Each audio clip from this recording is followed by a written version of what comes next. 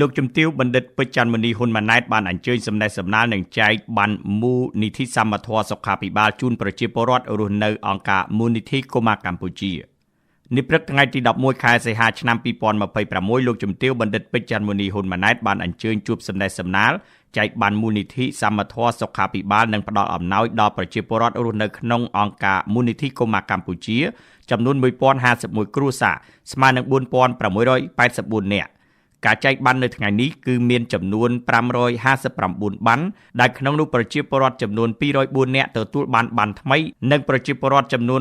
355នាក់ទទួលបានការបន្តសុពលភាពបានថ្លែងប្រសាសន៍ចាប់ផ្ដើមលោកជំទាវបណ្ឌិតបានពំនាំបណ្ដាំសួរសុខទុក្ខដោយក្តីនឹករលឹកពីសម្ដេចអគ្គមហាសេនាបតីតេជោហ៊ុនសែនសម្ដេចគតិប្រិទ្ធបណ្ឌិតប៊ុនរ៉ានីហ៊ុនសែនរួមទាំងសម្ដេចមហាបវរធិបតីហ៊ុនម៉ាណែតជូនដល់លោកតាលោកយាយអ៊ំពូមីងបងប្អូនកូនក្មួយដែលរស់នៅក្នុងអង្គការទាំងមូលទន្ទឹមនឹងនេះលោកជំទាវបណ្ឌិតបានថ្លែងអំណរគុណនិងកោតសរសើរចំពោះរដ្ឋបាលរាជធានីភ្នំពេញអាជ្ញាធរមូលដ្ឋាននិងអង្គការមូលនិធិកុមារកម្ពុជាដែលបានសហការគ្នាយ៉ាងសកម្មដើម្បីឧបត្ថម្ភគាំទ្រជួយដល់ប្រជាពលរដ្ឋកុមារក្រុមគ្រួសារដែលកំពុងជួបការលំបាកនិងមានតម្រូវការជាប់ជាប្រចាំសម្រាប់ការចែកបាននៅថ្ងៃនេះលោកជំទាវបណ្ឌិតបានបញ្ជាក់ថាបាននេះគឺសម្រាប់គាំពៀសុខភាពដែលជួយកាត់បន្ថយបន្ទុកចំណាយរបស់គ្រួសារ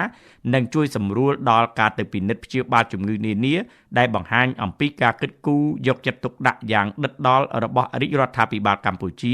ចំពោះជីវិតសុខភាពនិងសុខុមាលភាពរបស់ប្រជាពលរដ្ឋទាំងអស់ដែលឈរលើស្មារតីមិនបោះបង់ពលរដ្ឋខ្មែរណាម្នាក់ឡើយលោកជំទាវបណ្ឌិតបន្ថែមថាការជួយគ្រួសារមួយគឺមិនមែនជួយតែមនុស្សម្នាក់ប៉ុណ្ណោះទេគឺជួយដល់សមាជិកក្រុមគ្រួសារជួយដល់សហគមន៍ជាពិសេសគឺរួមចំណែកផ្ដល់ឱកាសដល់កុមារឲ្យមានការរីកចម្រើនតទៅមុខលើពីនេះប្រជាពលរដ្ឋដែលមានបានមសសនេះអាចទៅមន្ទីរពេទ្យរដ្ឋនិងឯកជនចំនួន143កន្លែងនៅក្នុងភូមិសាស្ត្ររាជធានីភ្នំពេញនិងរាប់ពាន់កន្លែងផ្សេងទៀតនៅទូទាំងព្រះរាជាណាចក្រកម្ពុជារាជរដ្ឋាភិបាលកម្ពុជាចាប់តាំងពីនីតិកាលកន្លងមកក្រោមការដឹកនាំប្រកបដោយចក្ខុវិស័យវែងឆ្ងាយរបស់សម្ដេចអគ្គមហាសេនាបតីតេជោហ៊ុនសែនអតីតនាយករដ្ឋមន្ត្រីនិងជាប្រធានព្រឹទ្ធសភាបន្តមករហូតដល់នីតិកាលទី7ក្រោមការដឹកនាំប្រកបដោយគតិបណ្ឌិតរបស់សម្ដេចមហាបវរធិបតីហ៊ុនម៉ាណែតនាយករដ្ឋមន្ត្រីនៃព្រះរាជាណាចក្រកម្ពុជា